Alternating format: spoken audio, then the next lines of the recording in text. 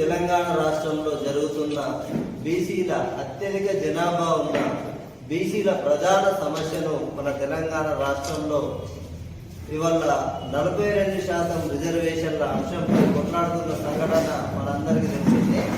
అయితే ఈ 42% బీసీ రిజర్వేషన్ల సాధన కోసం రేపు 24వ తారీఖు నాడు హైదరాబాద్ ఇందిరా పార్క్ ముందు ఒక మహాధర్నా ప్రారంభం కాబోతుంది.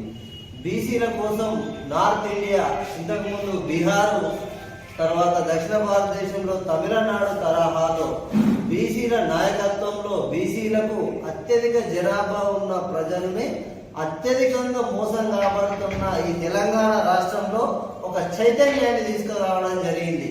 డాక్టర్ విశారదన్ మహారాజ్ గారు 10,000 కిలోమీటర్ల బీసీ ఎస్సీ ఎస్టీ ప్రజలందరినీ పట్టుకొని 10,000 కిలోమీటర్లు తెలంగాణ రాష్ట్ర వ్యాప్తంగా ప్రయాణం చేస్తూ ఇప్పుడు ఇంతకుముందు ప్రధాన న్యాయమూర్తిగా ఉన్న జస్టిస్ ఈశ్వరయ్య గౌడు, రిటైర్డ్ ఐఏఎస్ చిరంజీవులు సార్, వీళ్ళు ప్రస్తుతం ఈ ముగ్గురి కాంబినేషన్లో బీసీలకు 50% కంటే ఎక్కువ రిజర్వేషన్లు రావాలి, దాన్ని 9th షెడ్యూల్లో పెట్టాలని చెప్పి గతం నుంచి ఒక పోరాటం జరుగుతున్న సంఘటన.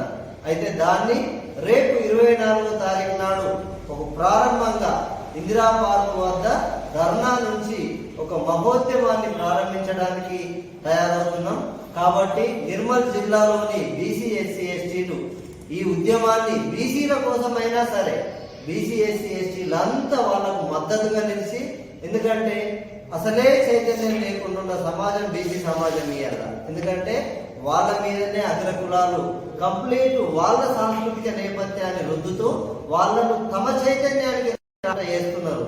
కాబట్టి బీసీలందరికీ మనము పూలే అంబేద్కర్లు చేసిన అన్ని విషయాల మీద వాళ్లకు రావాల్సిన మానవ హక్కులు, ప్రాథమిక హక్కులు, కాన్స్టిట్యూషనల్ గా ప్రజాస్వామికంగా రావాల్సిన హక్కులేందో వాళ్ళందరికీ మనం తెలియజేస్తూ